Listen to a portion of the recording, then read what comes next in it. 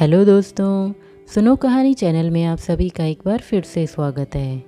आज हम सुनेंगे मालती जोशी की बहुत ही प्यारी सी कहानी मातृदाय।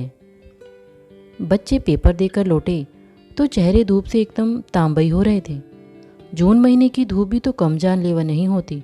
सुबह 6 बजे ही दिन चढ़ आता है और 11 बजे तक लू के थपेड़े चलने लगते हैं। दरवाज़ा खोलते ही देख लिया कि दीपू का चेहरा एकदम लटका हुआ है। श्री के बारे में कुछ भी कहना कठिन है। उसके मन की बात चेहरे पर कभी नहीं झलकती। यह तो अपने ही साहबजादे हैं जो न खुशी छिपा सकते हैं न उदासी। आते ही सवालों की झड़ी लगा देना मुझे अच्छा नहीं लगता। मैंने हाल का पंखा खोल दिया और उन दोनों को पसीना सुखाने के लिए वहीं छोड़कर मैं किचन में आ गई।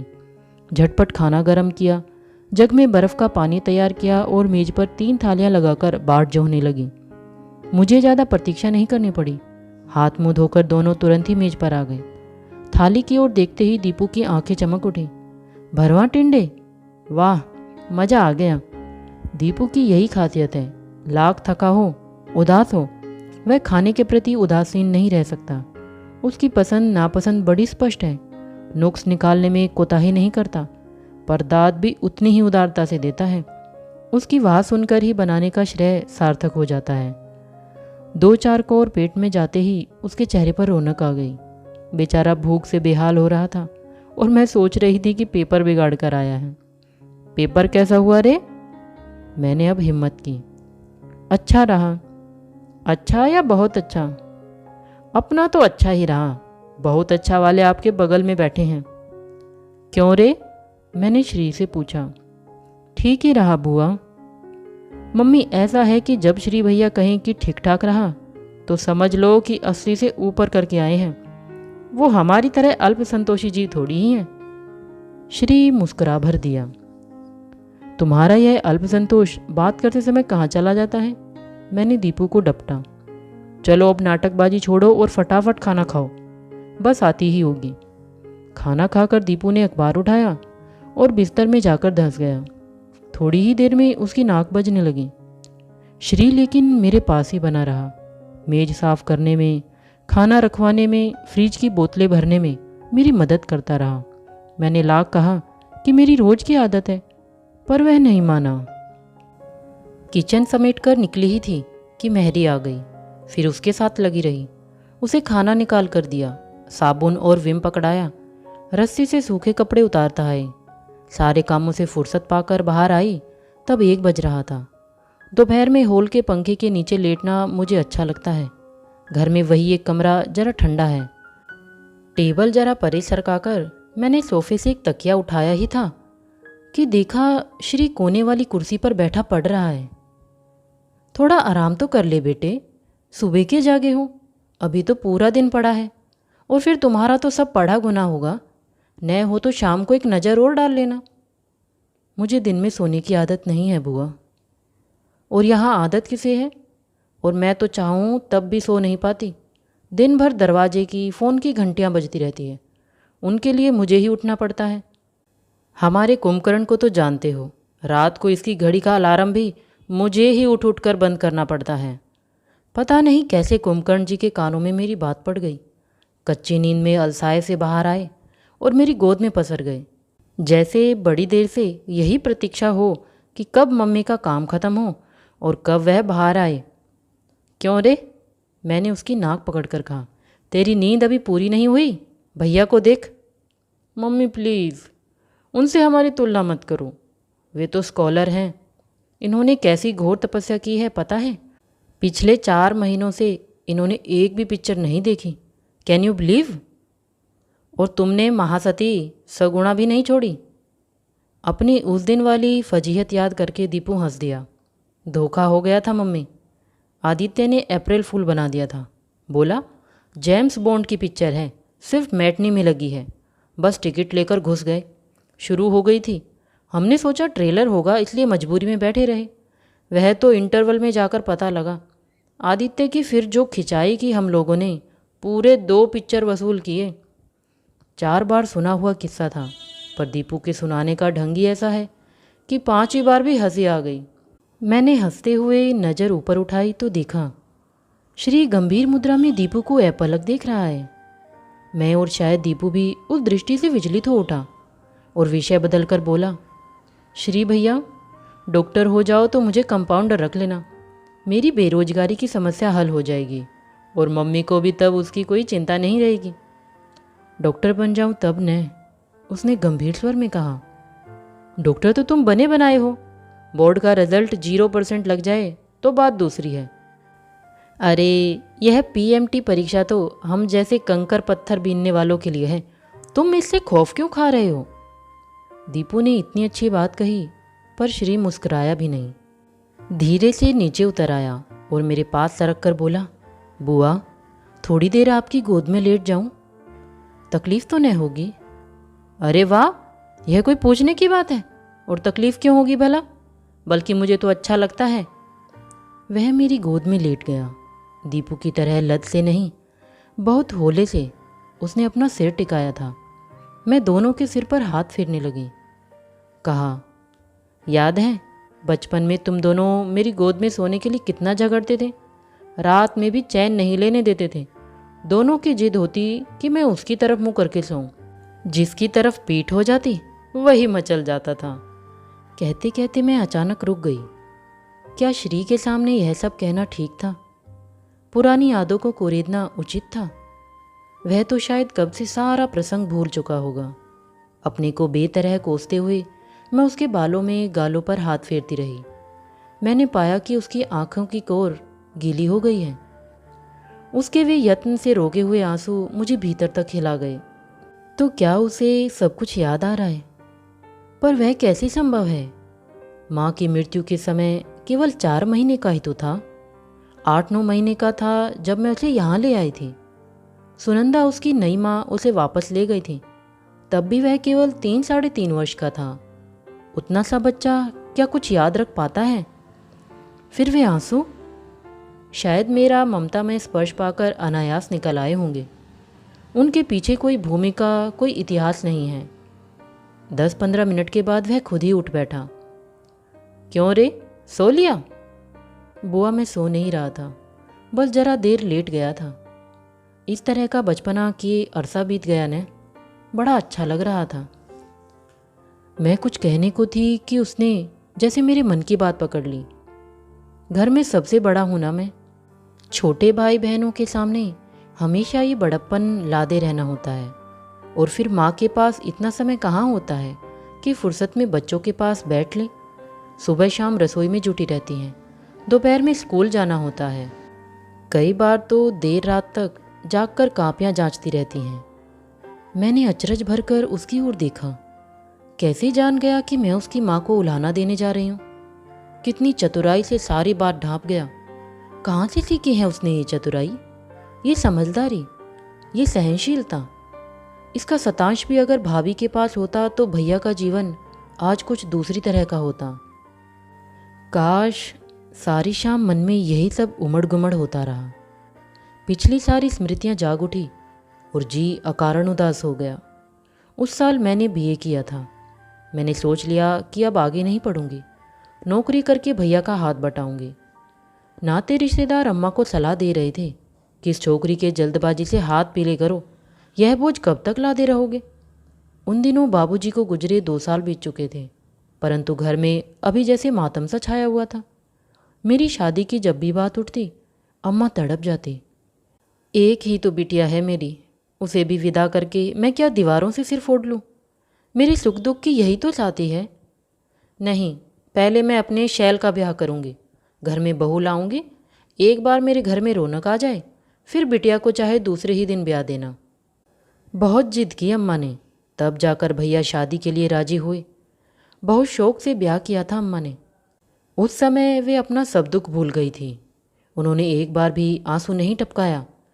हम सबको भी सख्त हिदायत दी कि खबरदार, रोग आकर कोई ऐसगुन नहीं करेगा। बाप की याद आए तो चुपचाप अकेले में रो लेना, किसी के सामने तमाशा करने की ज़रूरत नहीं है। अम्मा की हिम्मत देखकर हम सब ने अपने आंसू सोख लिए थे, पर वे सब बाद में काम आए। भाभी ने घर में आते ही विद्रोह का झंडा गाड़ दिया। हम लोगों का परिवार बड़ा था, 2 पढ़ने वाले भाई, एक ब्याहने लायक मैं और बूढ़ी और बीमार अम्मा। भैया अकेले कमाने वाले थे। यूं तो अम्मा की थोड़ी सी पेंशन थी, घर का मकान था, फिर भी भैया भाभी को वह सब नहीं दे सके जिसकी एक नवेली बहू को अपेक्षा होती है। भाभी की यही हताशा उनके मन में कड़वाहट घोल गई। अम्मा से उनकी एक दिन भी नहीं पटी, भाइयों से भी पहले ही दिन ठन गई। मुझसे लड़ाई तो नहीं हुई, पर कभी खास प्रेम भी नहीं रहा। कुल मिलाकर घर का वातावरण और मनहूस बन गया। पहले हम लोगों का एक साझा दुख था, बाबूजी का दुख। अब तो घर स्पष्टतः दो खेमों में बट गया था। सबकी अपनी अपनी व्यथा कथा थी। भैया बेचारे त्रिशंकु से बन गए। बनती कोशिश हम उन तक कोई बात नहीं जाने देते थे, पर किसी किसी दिन भाभी की जली कटी बातें गले तक आ जाती और अम्मा अम्मा उफन पड़ती। भैया तब फट पड़ते, तुम्हें ही शौक चढ़ा था बहू का, अब भुगतो। भाई लोग दिन भर बाहर निकाल देते थे, केवल खाने और सोने भर को घर में आते, पर मुझे तो घर में ही रहना था, सब कुछ सहना था। कभी कभी सब कुछ बर्दाश्त से बाहर हो जाता। कई बार तो आत्महत्या करने का मन हो आया। अम्मा सब कुछ समझ रही थी। एक दिन बोल ही पड़ी, शैल, हमारा तो जैसा होगा होता रहेगा, पर इस लड़की को देख, घर में पड़ी पड़ी सूखती जा रही है। जैसा भी मिले एक लड़का ढूंढ कर ला और इसे विदा कर। इसे देख देख कर मेरा खून जला जा रहा है। लड़का चाहे जैसा ढूंढो, हिंदुस्तानी लड़की की शादी पैसों की बर्बादी ही होती है। भैया और कर्ज में डूब गए, अम्मा और अकेली पड़ गई, भाभी और अधिक खूंखार हो उठी। उन दिनों उनका पाँव भारी था। हम लोगों को आशा बंधी कि बच्चे का जन्म उन्हें कोमलता से भर देगा, पर वो तो जैसे और असहिष्णु हो उठी। अम्मा के लिए पता नहीं कैसी कैसी शंकाएं उन्होंने पाल ली। अनेक टोनों टोटकों का आरोप वे अम्मा पर लगाने लगी। हार कर भैया उन्हें उनके पीहर छोड़ आए। श्री का जन्म वहीं अपनी ननिहाल में हुआ। ढेर सारी सौगात लेकर अम्मा और भैया बच्चे को देखने बरेली गए और उतने ही अपमानित होकर लौटे। फिर किसी ने उधर का रुख नहीं किया। पर 3 महीने बाद ही भाभी के निधन का समाचार आ पहुंचा। अपने आत्मसम्मान को परे रखकर दोनों माँ बेटे फिर पहुंच गए। इस बार अपमान, भर्त्सना, तिरस्कार सभी कुछ मिला। भाभी की मृत्यु स्वाभाविक नहीं थी, उन्होंने कुछ खा लिया था और इस आत्महत्या के लिए उनकी सास को पति को उत्तरदायी ठहराया गया था। बड़ी बदनामी और थुक्का फजीहत हुई। कोर्ट कचहरी के चक्कर लगाते लगाते भैया और अम्मा थक गए। वकीलों की जेबें भर भर के कंगाल हो गए। बहुत मुसीबत भरे दिन थे, किसी को अपना होश नहीं था। दोनों छोटे भाइयों ने पार्ट टाइम नौकरियां पकड़ ली थी, नहीं तो घर की गाड़ी खींचना मुश्किल था। ईश्वर भी जैसे परीक्षा ले रहा था। उसी दौरान एक दिन भाभी के माता पिता आए और दूध मुँहे श्री को दरवाजे पर पटक कर चले गए। जाते जाते कह गए कि सांप के बच्चे को दूध पिलाएं ऐसे बेवकूफ़ नहीं हैं। यहाँ भी उसके स्वागत के लिए कोई आतुर नहीं था। यह सब घटना उन दिनों की है जब दीपू होने को था। मैं उन लोगों के पास नहीं जा पाई थी। पत्रों से ही जो कुछ पता चलता उसे पढ़कर रो लेती थी। दीपू 3 महीने का होते ही मैं जिद करके अम्मा के पास आ गई। अपनी आंखों से सब कुछ देखा सुना। उन लोगों को उस समय मेरे सहारे की बहुत ज़रूरत थी, पर अपना घर बार छोड़कर मैं वहाँ कब तक पड़ी रहती। फिर उनके कसाले के दिन थे। अपना अतिरिक्त भार भी उन पर डालते अच्छा नहीं लगता था। मैं अपने घर लौट आई, साथ में श्री को भी लेती आई।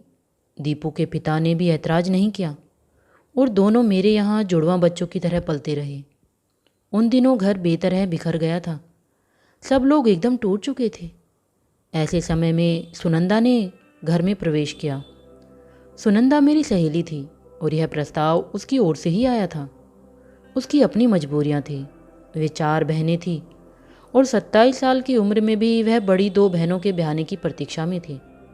वह शायद हताश हो चुकी थी, इसलिए उसने एक दूध मुँहे बच्चे का, उसके थके हारे पिता का, आशंकित परिवार का, बिखरे घर का भार खुशी खुशी उठा लिया। भैया को बड़ी मुश्किल से शादी के लिए राजी किया जा सका।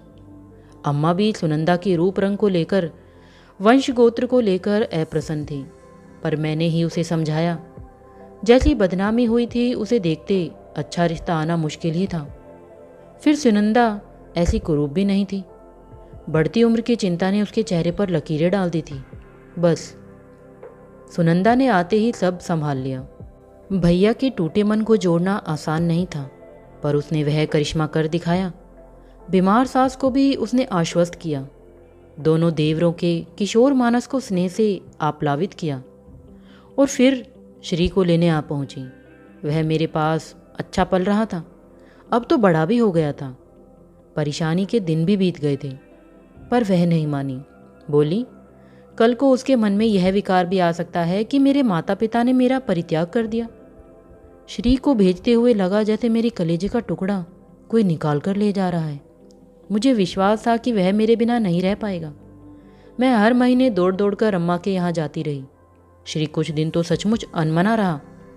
एक दो बार उसे बुखार भी आया, पर उसकी बाल सुलभ वृत्ति ने धीरे धीरे नई परिस्थितियों से समझौता कर लिया।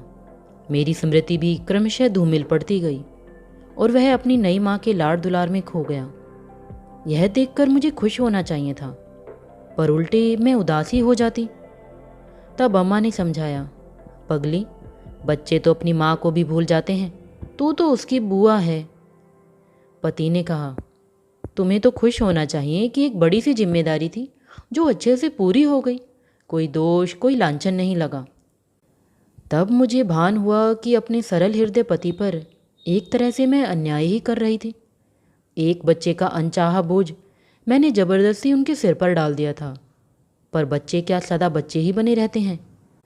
बढ़ती उम्र के 100 खर्चे होते हैं, उन्हें झेलने की सामर्थ्य उस समय हमारे पास कहाँ थी।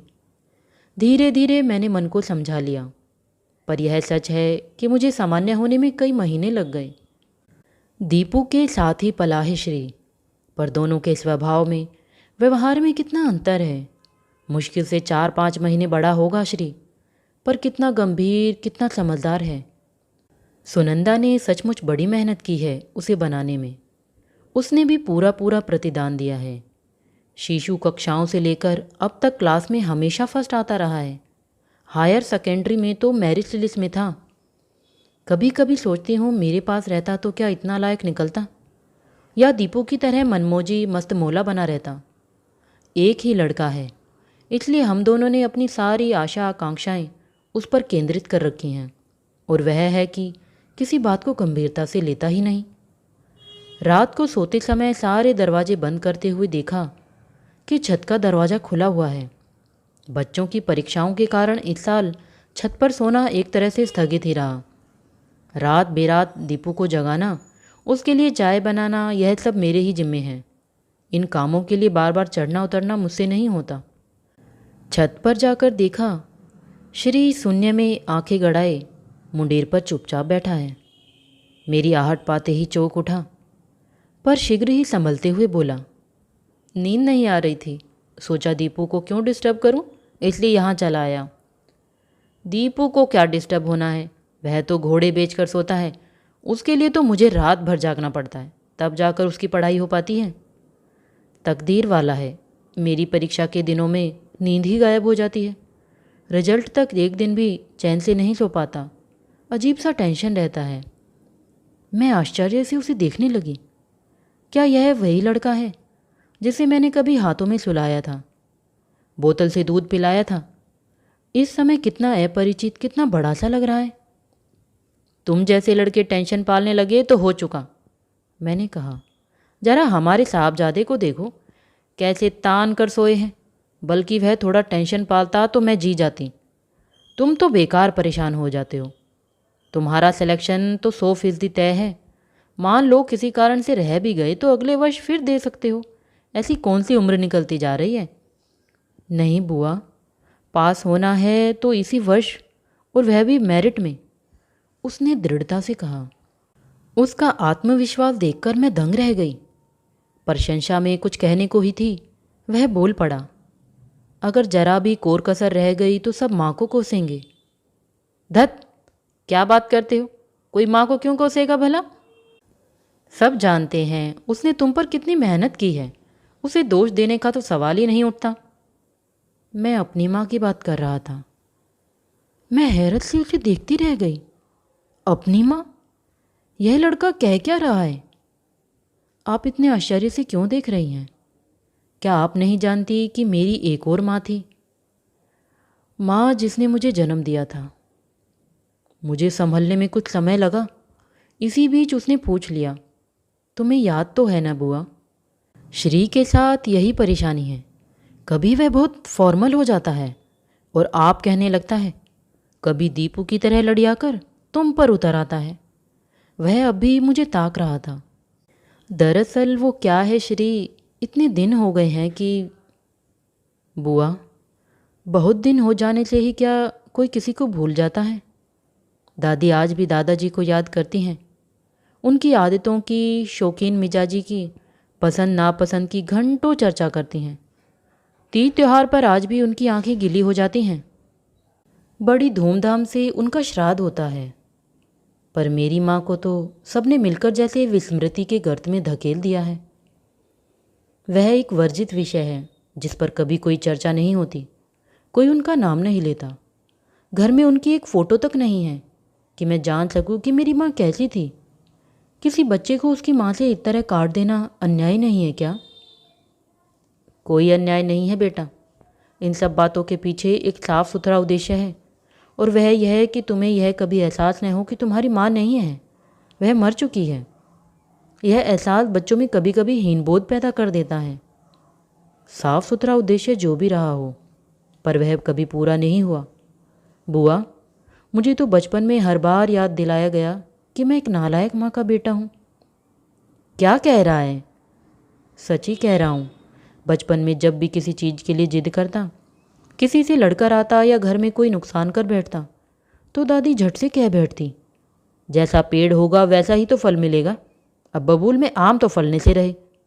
अब तुम ही सोच लो, ये बातें मुझ में कौन सा बोझ जगाती होंगी। सच, अम्मा पर इतना रोष आया। दिवंगत कर्कशा बहू का बदला कोई इस तरह बच्चे से लेता है? तभी तो बेचारा इतनी सी उम्र में इतना गंभीर हो गया है। हम लोगों ने हमेशा अम्मा के दुख को बड़ा करके देखा है। उस दुख ने उनके स्वभाव को कितना विकृत कर दिया है, इसकी ओर कभी ध्यान ही नहीं दिया। सुनंदा ने कई बार मुझसे शिकायत की है। कहा है कि दिन भर खटकर मैं जितना कुछ करती हूँ, अम्मा जी पल भर में मिट्टी कर देती हैं। तब उसकी बात का अर्थ समझ नहीं पाई थी मैं। वह अब मेरी समझ में आ रहा था, पर श्री को क्या कहकर सांत्वना दूँ, यह अब भी समझ से परे था। बुआ, दादी की बात पर कभी कभी मैं इतना सुलग उठता था, मन होता था घर छोड़कर भाग जाऊं। जिस घर में जन्मदायिनी माँ निरंतर तिरस्कृत होती है, वहाँ रहना भी पाप है, पर भाग कर जाता भी तो कहाँ। इतनी बड़ी दुनिया में इतने से बच्चे का वजूद ही क्या है। ननिहाल जा सकता तो शायद थोड़ी राहत मिलती। माँ को मैं नए सिरे से जान सकता, पर उन लोगों से भी तो आप सब ने संबंध तोड़ लिए हैं। संबंध हमने नहीं तोड़े थे श्री, पहल उन्होंने ही की थी। हमारा कसूर सिर्फ इतना था कि हमने दोबारा जोड़ने की कोशिश नहीं की। तिरस्कार और अपमान का एक लंबा किस्सा है वह, जानकर तुम्हें दुख ही होगा। बस इतना ही कहूँगी कि दादी की बातों का बुरा नहीं माना करते। बुढ़ापे में दिमाग ऐसा ही गड़बड़ हो जाया करता है। दादी की बात जाने दो, वे बूढ़ी हो गई हैं, पर पापा तो बूढ़े नहीं हैं। वे भी माँ के नाम से बचते क्यों हैं? कभी भूले से भी चर्चा नहीं करते। माना कि माँ आदर्श बहू या भाभी नहीं थी, शायद आदर्श पत्नी भी नहीं थी, पर 2 साल तक वे पापा की जीवन संगनी रही। उन दिनों की एकाध मधुर स्मृति तो होगी, क्या उसे भी वे मेरे साथ शेयर नहीं कर सकते? श्री के स्वर की तरल कातरता मुझे भी आलोड़ित कर गई। पुराना कितना कुछ एकदम याद आ गया। मैंने कहा, श्री बेटे, उन दिनों जो कुछ हुआ वह इतना भयानक और दर्दनाक था कि अगली पिछली सारी स्मृतियों को धुंधला कर गया। यह तो हम लोगों का सौभाग्य था कि मृत्यु के समय भाभी पीहर में थी, नहीं तो भैया का जेल जाना सुनिश्चित था। उन लोगों ने कोई कसर नहीं छोड़ी थी। इतने बड़े हादसे के बाद भैया के मन में सिर्फ कड़वाहट बच गई थी। उसे तुम पर नहीं उड़ेलते, यही क्या कम है? वो तो जीवट वाले इंसान हैं, इसलिए अड़िग खड़े रहे। शायद अम्मा का तुम्हारा ख्याल उन्हें साबुत बचाए रहा। दूसरा कोई होता तो भर भरा कर ढह ही जाता, पर भैया भीतर से एकदम टूट चुके थे। सुनंदा के सचमुच हम सब पर एहसान है। उसने भैया को नया जीवन दिया, परिस्थितियों से लड़ने का हौसला दिया, उसी ने तुम्हें आदमी बनाया। सुनंदा की जगह कोई गलत लड़की आ जाती तो फिर से वही नाटक दोहराया जाता। लगा जैसे श्री मुझे चिढ़ा रहा है। मैंने तड़प कर कहा, श्री, सुनंदा ने, तुम्हारी माँ ने तुम्हारे लिए जो कुछ किया उसे तुम नकार तो नहीं सकते। मैं कब नकार रहा हूँ? पर यह तो अन्याय है न? क्या? मुझ में जो अच्छा है उसका श्रेय तो एक को जाता है, फिर बुराइयों के लिए किसी दूसरे को क्यों कोसा जाता है? यह दोहरा मापदंड क्यों? बात तो लड़का ठीक ही कह रहा था। मुझ में कुछ तो जन्मजात प्रतिभा होगी, सब कुछ तो आप ऊपर से थोप नहीं सकते, पर कोई उसे स्वीकारता क्यों नहीं? माँ की कोख से मैं क्या केवल अवगुण लेकर ही जन्मा हूँ? मेरी उपलब्धियों में उसका हिस्सा क्यों नहीं है? वह केवल मेरे दोषों के लिए ही उत्तरदायी क्यों है? बुआ, इसलिए मैंने निश्चय कर लिया है कि अगर मेरी सफलताओं का श्रेय मेरी जननी को नहीं जाता है तो उसे अपनी असफलताओं का कारण भी नहीं बनने दूंगा। अपनी माँ के लिए मैं कम से कम इतना तो कर ही सकता हूँ ना। उसके स्वर में एक अजीब सी दृढ़ता और आत्मविश्वास था। मैंने मन ही मन भाभी को पुकार कर कहा, भाभी, तुम सुन रही हो ना? तुमने तो बेटे के प्रति कोई कर्तव्य नहीं निभाया, उसे अनाथ करके चली गई, पर वह तुम्हारा ऋण बराबर चुका रहा है, बेटे का फर्ज अदा कर रहा है।